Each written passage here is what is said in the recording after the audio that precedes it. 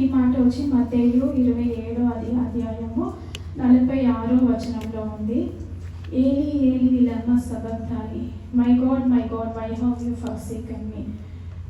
తెలుగులో నా దేవా నన్ను ఎందుకు చేయి విడిచితివి. ఇక్కడ అందరికీ లైఫ్లో ఒక సిచ్యువేషన్ వచ్చింటుంది. ఈ మాట ఎంత మాట్లాడితే నాకు భయం వేస్తుంది. అందరూ ఎవరైనా ఒకరిని నమ్మి వాళ్ళ దగ్గరికి మనం వెళ్ళినప్పుడు మనకి సహాయం చేస్తారు అనేటప్పుడు వాళ్ళు నా వల్ల కాలేదు, నన్ను క్షమించమంటే మనకి గుండె ఇది ఏమో ఎట్లా ఉంటుందని అందరికీ మనకు తెలుసు. బట్ జీసస్ యేసయ్య ఈ మాటని 4వ మాటలుగా సిలువ పైన ఎందుకు చెప్పారు అది మనం ఆలోచిస్తే, యాక్చువల్లీ ఇది చూస్తే కీర్తన 22వ అధ్యాయం వచ్చి యేసయ్య వచ్చి మనుషులుగా ఈ లోకంలో వచ్చినప్పుడు తండ్రి ఇచ్చిన ఒక్కొక్క ఇదిని ఆయన నెరవేర్చుతూ వస్తున్నారు.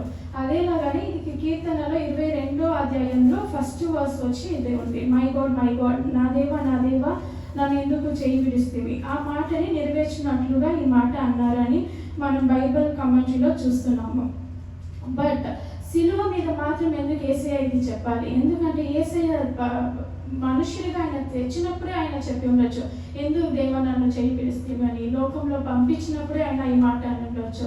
ఇంకొకటి, ఆయన మరియ గర్భంలో ఉన్నప్పుడు ఈ మాట అనేటప్పుడు శిలువ మీద అక్కడ చీకటి కంపుకొని ఉండింది, అక్కడ ఒక నిశ్శబ్దం ఉండింది. అదేలాగా ఆయన మరియమ్మ గర్భంలో ఉన్నప్పుడు ఒక సైడ్ రాజా మా పిల్లని చంపాలని చూసేటప్పుడు వాళ్ళ రాత్రి వేళ పుట్టికి మరియమ్మ గారికి ప్రసవ వేదన వచ్చి ఆయనకి స్థలం లేకుండా ఆయన అల్లాడున్నప్పుడు ఆ వేళ యేసయ్య ఆ మాటని అన్ని అక్కడే ఆపి ఉండొచ్చు, నాకెందుకు ఈ పరిస్థితి అని. లేకపోతే ఆయన ఇంకొక చూస్తే ఒక కార్పెంటర్ కుటుంబంలో ఆయన పుట్టి ఉన్నాడు.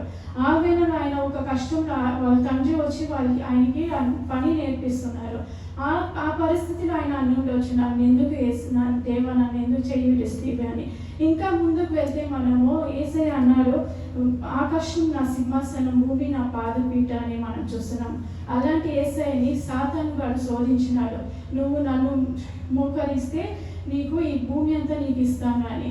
ఇంకొకటి, ఆయన 40 రోజులు ఉపవాసంలో ఉండి ఆ శోధనకి వెళుతున్నాడు.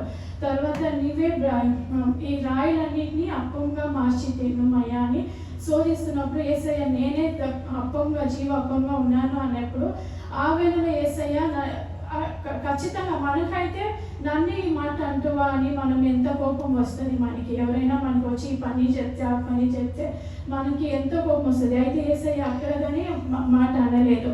ఇంకా పాస్టర్ గారు చెప్పారు, ఆయన్ని ఆ రాత్రి వేళ రోడ్డులో పిత్తులు వేసి చీకటిగా ఉన్నప్పుడు ఆ చీకటిలో కూడా యేసయ్య తండ్రి వైపు ఒక మాట మాట్లాడకుండా నోరు విప్పకుండా ఆ ముళ్ళ కిరీటం వాళ్ళు యేసయ్య పైన పెట్టారు.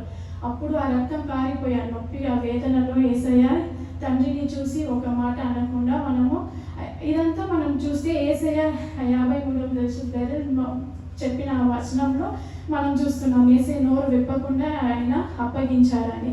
బట్ యేసయ్యని గురించి పరమ గీతము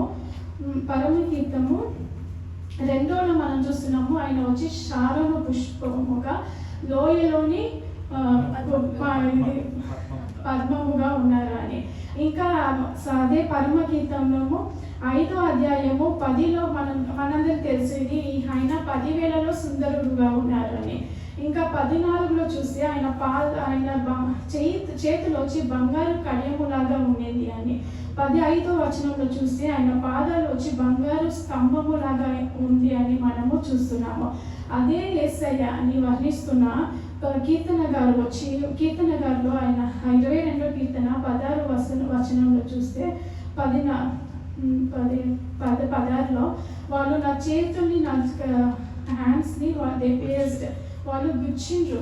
ఎలాంటి చేతులు అంటే బంగారు కడియంలాగా ఉన్న చేతుల్ని, ఆయన పాదాలు బంగారు స్తంభంలో ఉన్న పాదంని మనుషులు పియర్స్డ్ అని మనం చూస్తున్నాము. అలాగే యేసయ్యని ఐజాయా 53:2 అధ్యాయము చూస్తే ఆయనని మనం చూసేటప్పుడు ఆయనలో సుందరం లేదు, there is no beauty in him.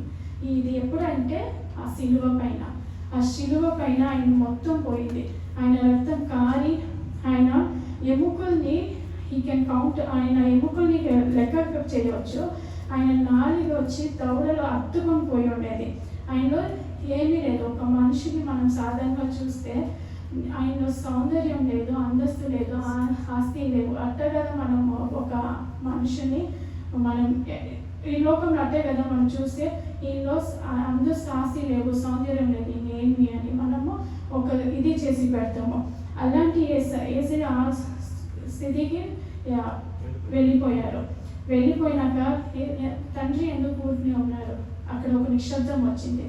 మనం ఎవరికైనా ఒక గిఫ్ట్ ఇస్తే మనం వాళ్ళు అది ఏం చేసినా మనం పోయి అడుగుతామా, ఇది నా గిఫ్ట్, నాకు ఇచ్చే, నేను ఇచ్చిందని. మనమేమి చూసి ఊరినే ఉంటాం, ఎందుకంటే మనం మనస్ఫూర్తిగా వాళ్ళకి ఆ గిఫ్ట్ని ఇచ్చినాము.